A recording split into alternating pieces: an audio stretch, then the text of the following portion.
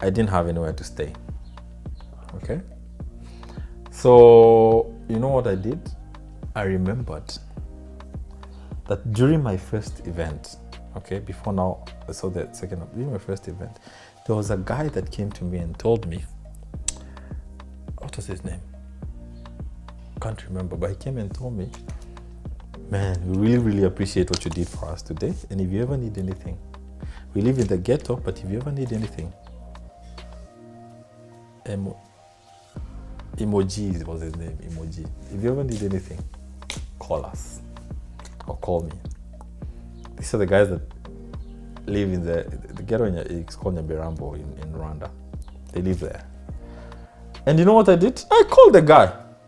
Actually, before, so what happened was, so when I went to Rwanda, so the first 1 week, I used to stay with one of my students from Kenya. So she was like, you know what, when you go there, my boyfriend stays here, you can stay with us for some time. But her, she was still in Kenya, so she joined another DJ academy after I had closed. So I was just staying with the boyfriend.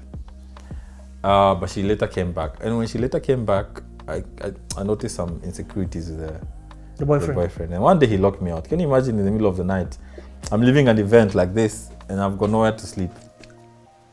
At 2 a.m. in the morning, that's when I called Omiji, the guy from the ghetto.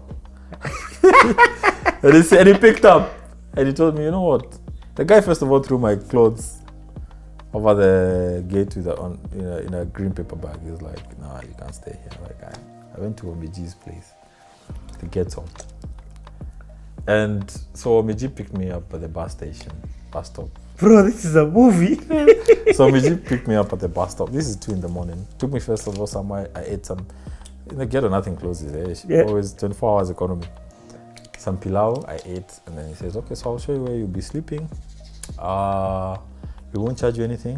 When you have something, just provide, give us something. He took me to a room.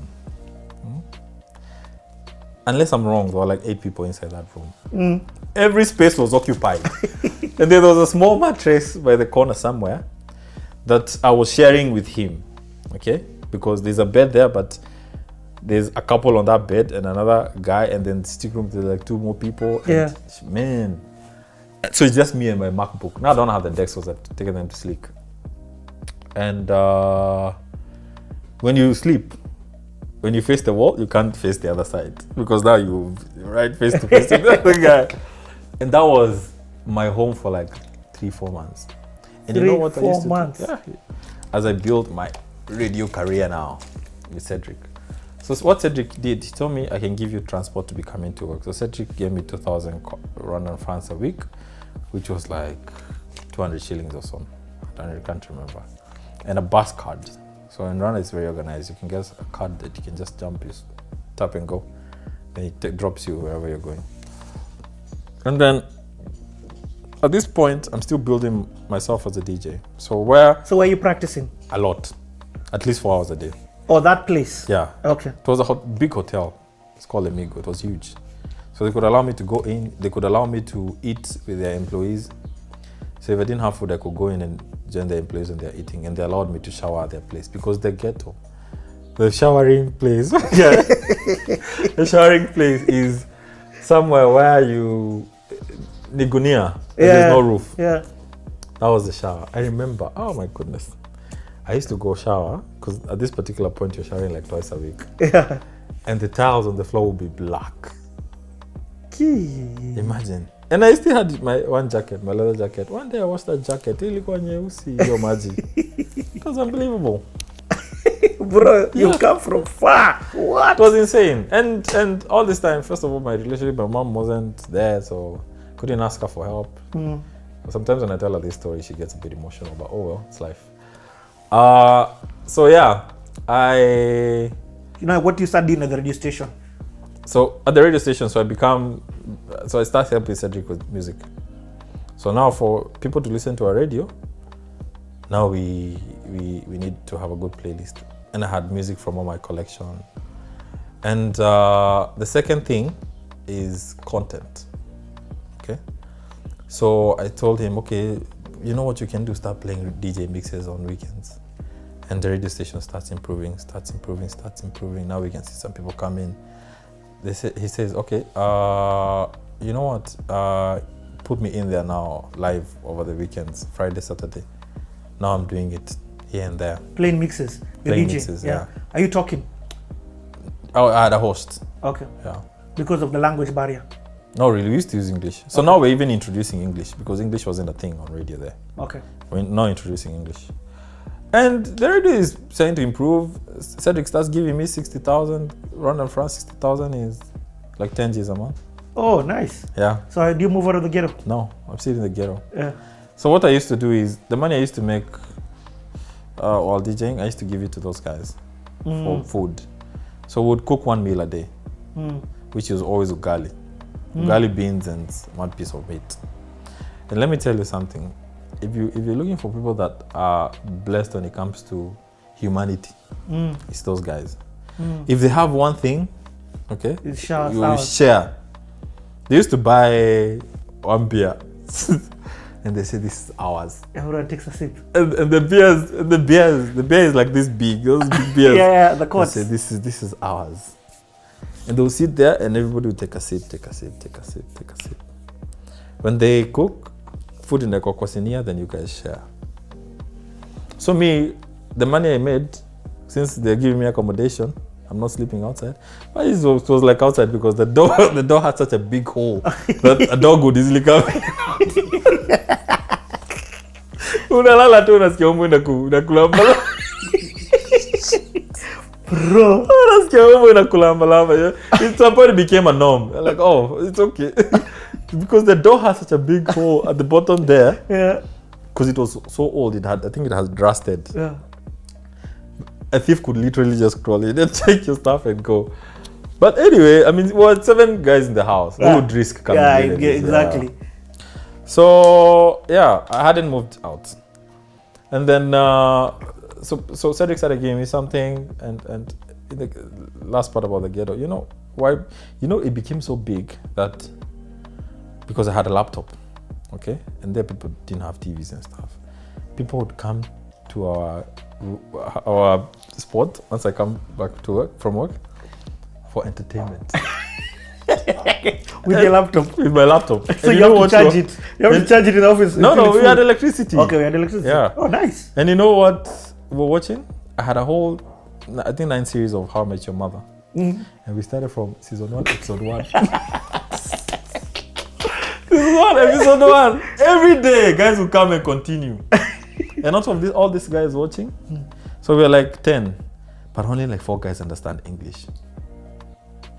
But guys are watching. Guys are, hey. Like, it was me, religiously. Every day. Every day at 6 p.m. to 8 or 9, we were watching How I Met Your Mom a few episodes. Then we retired to our chambers.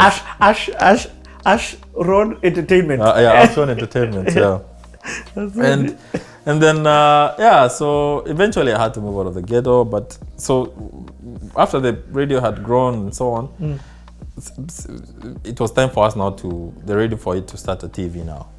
Oh. Yeah. So what was your head? So now? I became the production manager at some point. I had now my own show. Now I'm making some money, 120,000 Rwandan francs. What does that look like in? It's like 20 G's. Oh, okay. Small money, $200. Yeah. Okay. But you moved from before we were saying 20. Yeah. Nice. That's times 10. That's multiplication. Yeah. And I had gotten so close to Cedric that he was literally my buddy. He was my friend now. So I used to start sitting at his office, and then he started favoring me. Anytime there was events, his friends, he would call me and so on. Yeah. And you still have this DJ gig? Yeah. Okay. I still have it. And then now I started now getting private gigs here and there. So now I'm doing events outside. Now you're a DJ. Now I'm something. Yeah. My name is heard all over the radio and so on. And then oh, nice. You are using the radio to promote yourself as a DJ. Yeah. So now people started calling you directly. Yeah. First of all, and what about legality? Or Kenya's relationship with Rwanda is very you're good. allowed to work. You're allowed to work. No, I don't think so. But it wasn't as crazy. Even now, I don't think it's that crazy. You can still do it here and there. So, but the visa you had gone with was just 6 visiting. months. Yeah.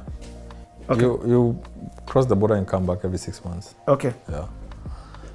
So yeah, You don't have a bank account, so everything you've been paid is cash. No, I've got a bank account. In Rwanda? Yeah, you don't need a visa to open a bank account in Rwanda. You're from Kenya. Oh, aye, man, that's good relationships. It's crazy. It's insane. They treat Kenyans very well there. It's like home. Yo, that's so good to know. It's like home, yeah. So now Cedric says, okay, so no, I tell Cedric, we've been receiving so many commercials. What year are we now? We're in 2010. 2010 now. Yeah, 2010, 1920, towards 2011 there. I tell Cedric, you know what, let's open a production studio because many people are coming here asking us to produce commercials and we do it for free. Let's open a production studio. Make me the CEO of that production studio, or at least the manager. Allow me to bring my team, three people from Kenya. And then whatever we make from that production studio, we use that to pay ourselves. Cedric agreed. And this radio we're working for had property somewhere else on top of a hill called Drebero. It was Nick's. And it was really nice. It was really nice. Like, it looked like a proper studio. They had plans of moving the radio there, but then Cedric convinced them to keep it where it was because it was a commercial place. Because the owner had gotten tired of this radio not being profitable, and he wanted to just move it there. So he built the studio for them, but they didn't really move. And that's why I told Cedric, let's create a studio there. And we did that. And you know what the studio turned into? A studio / my home. So that's how I moved from the ghetto. Yeah. And I didn't have a mattress, I didn't have anything. So what I used to do is I used to combine joint chairs, office chairs, like 3, and I would sleep there the whole night. And in the morning when the sun is out, they had very good crust, I would go outside and I'll sleep, finish my sleep there. And showering? I used to shower from, there was the bathroom there. Okay. But now at least I'm doing it every day. Oh. Yeah. You become clean. Yeah, I become clean. But in the Karai, you just pour some water on yourself. Yeah. And we got a producer. So you said you're bringing 3 people from Kenya. Who did you bring? So I brought a guy called Neville. He was a very good radio presenter. He still is, but he doesn't work there anymore. Then they brought George. I brought 4, sorry. And I brought George, my Supra guy, who's now working for BBC. And then I brought my sister. What? Okay. Then I brought my sister, but they didn't know she was my sister. I just wanted to get her out of Kenya. And I brought a guy called Walker, who was a very good friend of mine.